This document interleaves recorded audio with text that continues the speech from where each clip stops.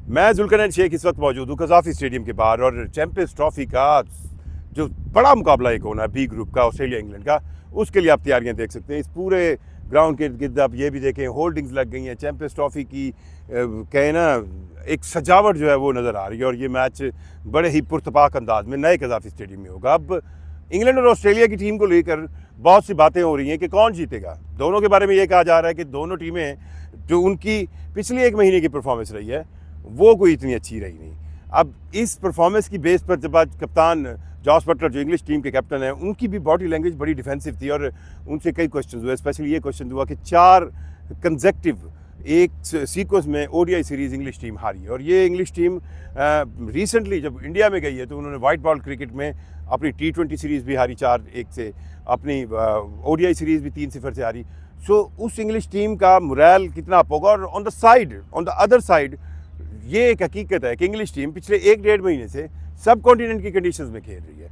सो ये इनका एक प्लस पॉइंट हो सकता है जिसको जॉस बटलर ने माना और जॉस बटलर ने कई चीज़ें एलाबरेट की। एक तो उन्होंने कहा कि हमारे पास टीम में ऐसे प्लेयर हैं जो पाकिस्तान सुपर लीग खेलते रहते हैं और वो पाकिस्तान सुपर लीग खेलने की वजह से पाकिस्तानी इन्वायरमेंट, ग्राउंड, इनके बारे में बहुत कुछ यूज्ड टू हैं। और फिर उन्होंने ये भी कहा कि वो ऑस्ट्रेलियन टीम को क्योंकि ऑस्ट्रेलिया की टीम में आपको भी पता है कि रिटायरमेंट प्लस फिटनेस के इश्यूज जो बिल्कुल 11th आवर पे आए और ऑस्ट्रेलियन टीम की बिल्कुल लाइन अप पूरा इंटायरली चेंज होगी और 3 उनके मेन फास्ट बॉलर नहीं है, इसको उन्होंने प्लस पॉइंट कहा। इंग्लिश कैप्टन समझ रहे थे कि जॉस बटलर के ये एक प्लस पॉइंट है उनकी टीम के लिए, लेकिन वो अभी भी ऑस्ट्रेलिया की टीम को कमज़ोर नहीं समझते। अच्छा, कज़ाफ़ी स्टेडियम के अंदर मैं आज जो एक चीज़ बड़ी अच्छी नोट कर रहा था, जो मैं चाहूँगा मेरे इंडियन भाई ज़रा सुन लें। मोहब्बत सियासत से कैसे दूर होती है। जब ये एक मतलब प्रोटोकॉल है इंटरनेशनल क्रिकेट काउंसिल का कि जब भी कोई आईसीसी का टूर्नामेंट होता है तो झंडे लगाए जाते हैं। आप यकीन जाने क्योंकि हम सोशल मीडिया वाले अब ज़्यादा ग्राउंड के अंदर कुछ दिखा नहीं सकते आपको, लेकिन सबसे पहले इंडिया का झंडा कज़ाफ़ी स्टेडियम पर लगाया गया, उसके बाद बाकी टीमों के झंडे लगे इंक्लूडिंग पाकिस्तान। सो ये क्रिकेट से मोहब्बत है। आप ये कहें कि कज़ाफ़ी स्टेडियम या लाहौर के अंदर लोगों की पाकिस्तान की टीम के अलावा इंडियन टीम के साथ भी बड़ी अटैचमेंट है, इंडियन प्लेयर्स के साथ बड़ी अटैचमेंट है। और मैं बार बार जिक्र करता हूँ कि वो टूर जो इंडिया की टीम आई थी आखिरी दफ़ा पाकिस्तान, उस टूर में जब 5000 लोग को वीज़े दिए गए थे सदर परवेज़ मुशर्रफ के दौर में, उस वक्त क्या सीन थे। इसी कज़ाफ़ी की सराउंडिंग्स में गुलबर्ग के एरिया में इंडियन शायकीन आए हुए थे, होटलों में जगह नहीं मिल रही थी और लाहौरी उनको अपने साथ घरों में ले गए थे। ख्वाहिश ज़रूर थी कि इस नए कज़ाफ़ी स्टेडियम में इंडिया की टीम आती, हमारी हमसाई टीम आती। बहरहाल इस कज़ाफ़ी स्टेडियम में चैंपियंस ट्रॉफी की तैयारियों के लिए इंडियन अब तिरंगा कहते हैं, तिरंगा सबसे पहले लहराया गया ताकि ये साबित हो कि पाकिस्तान जो है वो क्रिकेट से कितनी मोहब्बत करता है और ये सियासत से दूर है। सो वापस चलते हैं back to Australia England competition. Australia और इंग्लैंड का ये कॉम्पिटिशन क्यों इंपॉर्टेंट है, उसकी वजह इस चैंपियंस ट्रॉफी का फॉर्मेट है। फॉर्मेट आपके सामने है।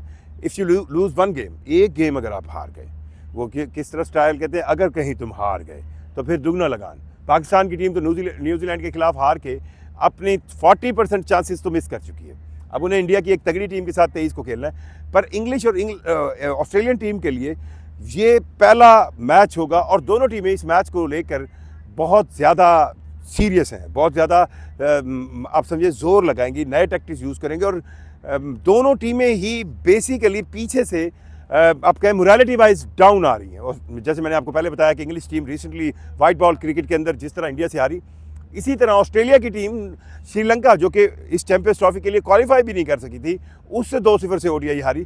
सो मोरालिटी वाइज दोनों टीमें डाउन है, पर इन सेंस ऑफ कंडीशंस दोनों टीमों को ही इस वक्त ये एडवांटेज हासिल है कि वो पिछले कई हफ्तों से एशियन कंडीशंस में खेल रहे हैं। इसके वेदर से वो जल कर गए, इसकी कंडीशन से जल कर गए। अब कज़ाफ़ी स्टेडियम की विकेट क्या रोल प्ले करेगी, यहाँ पे मुझे यूँ लगता है कि कहीं ना कहीं ऑस्ट्रेलियन टीम का पलड़ा भारी हो जाता है, क्योंकि एक तो उनके पास जो लाइनअप होगा उसमें मेजॉरिटी नए लोग होंगे, नए टीम होगी और वो नई टीम कंपैरेटिवली कहें ना ज़्यादा जान मारेगी और सरप्राइज़ एलिमेंट भी होगा उन प्लेयर्स का। क्योंकि क्रिकेट समेत अब किसी गेम में हो अगर आप प्लेयर बड़े हैं और आप लोग कहते हैं ना बाबर, विराट कोहली ये क्यों स्कोर नहीं कर पा रहे, इसकी बेसिक वजह ये होती है कि उनके बारे में ईच एंड एवरी बॉल वो किस तरह खेलते हैं, हर बॉल की कैलकुलेशन है भाई। यहाँ पे डाटा की कहानी है, डाटा की कहानी में आप प्लेयर की कमज़ोरियाँ पकड़ लेते हैं। So the new Qamar player जो होते हैं वो उनका एक सरप्राइज़ एलिमेंट या फैक्टर जो है वो एक हद तक बरकरार रहता है, एक टाइम तक होता है, और ये सरप्राइज़ फैक्टर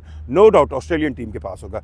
अब इंग्लिश टीम जो है उनकी बैटिंग को कदरे मजबूत हुई है, वो जो एक दो वापसियाँ हुई हैं, और फिर हमने थोड़ी सी गुफ्तगू भी सुनी, जॉ रूट की सुनी, और जो इंग्लिश बैटर्स हैं उनकी बॉडी लैंग्वेज काफ़ी तगड़ी है। अब कज़ाफ़ी स्टेडियम पर कितने स्कोर हो, आप बताएं, गेस करें कितने स्कोर हो तो कोई टीम जीत सकती है। टॉस कज़ाफ़ी की पिच पर क्रूशल उस हद तक नहीं है जिस तरह दुबई में है।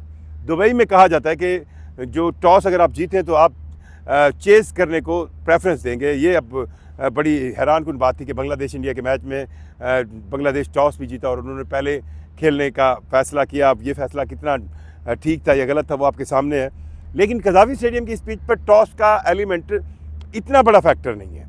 हाँ, दूसरे जो इनिंग्स होती है उसमें हो सकता है किसी सेंस में थोड़ा बहुत ड्यू फैक्टर आए। ड्यू फैक्टर जो है वो इस वेदर में कंपैरेटिवली आ जाता है। ये फरवरी का आखिरी का ये सेकंड लास्ट वीक चल रहा है। दूसरी तरफ कुछ थोड़ी सी वेदर फोरकास्ट है। एक दिन पहले लाहौर के अंदर वक्फे से बारिश होती रही, लेकिन कज़ाफ़ी स्टेडियम में जिस तरह का नया सिस्टम बनाया गया, अब इस बारिश का कहीं दूर दूर तक आपको पानी तक नज़र नहीं आएगा। लेकिन अगर कल मैच के दौरान कुछ ऐसी बारिश होती है जो कंटिन्यूटी ऑफ मैच को थोड़ा सा डिस्टर्ब करती है, पर मैच दोबारा शुरू हो जाता है, तो उस बारिश का नो डाउट इफेक्ट आएगा। क्योंकि जब वेट ग्रॉस और कहें ना गीली घास होगी, तो उस गीली घास को पर जब बॉल आती है और बॉल जब बॉलर के पास आती है, यानी कि वो टीम जो बॉलिंग कर रही हो उसके लिए थोड़ी मुश्किल होती है, क्योंकि बॉलर के लिए खुश्क बॉल को ग्रिप करना बहुत आसान होता है, और ग्रिपिंग ही इनफैक्ट बॉलिंग है। और अगर हम स्पिन सेंस में जाएं तो ये ग्रिपिंग का इफेक्ट और ज़्यादा बढ़ जाता है। सो कज़ाफ़ी स्टेडियम में ड्यू फैक्टर है, पर वो dew factor as compared to Dubai बहुत कम है, पर होगा ज़रूर ड्यू फैक्टर। और मैं ये नहीं कह रहा कि ये ड्यू फैक्टर बहुत ज़्यादा प्ले करेगा, लेकिन इस ड्यू फैक्टर के साथ अगर एड अप हो गया, जिस तरह फोरकास्ट की जा रही है कि कल कहीं वक्फे से बारिश का भी इम्कान है। सो अगर ये ड्यू फैक्टर इस तरह होता है कि कोई हल्की सी बारिश हुई, रुक गई आपकी पिच, और आपकी जो आउटसाइड एरिया है या आप कह लें सेंट्रल सर्कल है, उसको तो आपने कवर कर लिया, लेकिन जो आउटफील्ड है वो कहीं ना कहीं थोड़ी बहुत गीली होती है, और उस आउटफील्ड का जब बॉल जाती है वहाँ से वो गीली होती है, तो उस फिनोमिना में वो टीम जो उस वक्त बॉलिंग कर रही होगी उसको मुश्किलात होंगी। अच्छा, ऑन द अदर हैंड यही सेम चीज़ उनके लिए प्लस पॉइंट भी हो जाती है, क्योंकि जब भी किसी ग्राउंड के अंदर बारिश होती है तो पिच जो है वो मॉइस्चर पकड़ लेती है, और पिच अगर मॉइस्चर पकड़े तो वहाँ पे मूवमेंट बढ़ जाती है। सो सीमेंस को मूवमेंट भी मिल सकती है। कज़ाफ़ी की जो पिच यूज़ की जाएगी वो कौन सी होगी, ये भी बड़ा सवाल है, क्योंकि कज़ाफ़ी के अंदर इस वक्त 16 पिचेज़ हैं, यानी कि इस वक्त जो दरमियान के अंदर मैचेस सेंस में है वो 8 पिचें हैं, 4-4 साइडों पर हैं, जिनको प्रैक्टिस के लिए रखा गया। सो उन 8 पिचों में से कौन सी पिच सिलेक्ट होगी ये भी मैटर करता है। आज हमने देखा कि आईसीसी के लोग भी आए हुए थे। इंग्लिश टीम जब प्रैक्टिस कर रही थी उसके बाद उनका थिंक टैंक भी पिच को बड़ा तफसीली तौर पर मुआयना कर रहा था। सो पिच कंडीशंस का एक नया, अच्छा फिर एक इम्पॉर्टेंट चीज़, वेरी वेरी इंपॉर्टेंट चीज़ जो कि लास्ट टाइम ट्राई नेशन के अंदर रिजवान कैप्टन ने एलाबरेट की थी कि कज़ाफ़ी स्टेडियम की कंस्ट्रक्शन तब्दील हुई है, इसकी हाइट बढ़ी है और अभी इस पर कवरिंग भी नहीं है, तो हवा के डायनामिक्स चेंज होंगे। अच्छा, कज़ाफ़ी की सराउंडिंग्स में आपको कोई बहुत बड़ी बिल्डिंग नज़र नहीं आती, स्पेशली एक थोड़ी बहुत अगर कोई बिल्डिंग्स होंगी तो वो गुलबर्ग वाली साइड पर है, लेकिन बाकी सराउंडिंग में क्योंकि ये एक निश्चित स्पोर्ट्स कम्प्लेक्स का हिस्सा है, सो ये खुला हिस्सा है। सो हवा अगर उसके डायमेंशंस कहीं ना कहीं प्ले करते हैं तो ये भी फास्ट बॉलर्स के लिए एक हेल्पफुल चीज़ होती है, जिसमें उनकी सीम या मूवमेंट जो है वो मैं बैट्समैन कह जाता हूँ, पुराना बंदा हूँ ना, तो मुझे यही बैटर की टर्म जो है, बैटर जो है उसको समटाइम मिस कैलकुलेट कर जाते हैं। सो ऑस्ट्रेलिया इंग्लैंड के इस मैच के लिए कज़ाफ़ी स्टेडियम में चैंपियंस ट्रॉफी का पहला मैच, वैसे तो चैंपियंस ट्रॉफी आपको पता शुरू, ये मैच बहुत इंपॉर्टेंट है और इस मैच की इंपॉर्टेंस ये दोनों टीमें भी जानती है, और जो टीम भी ये मैच जीतेगी उसके बड़े कभी इम्कान होंगे कि वो सेमीफाइनल के लिए क्वालिफाई करिए। आपको ऑस्ट्रेलिया इंग्लैंड में से कौन सी टीम लगती है कि जीतेगी कज़ाफ़ी स्टेडियम में, कमेंट करके ज़रूर बताइएगा। मुझे जुल्करनैन शेख को इजाज़त दीजिए। अल्लाह हाफ़िज़।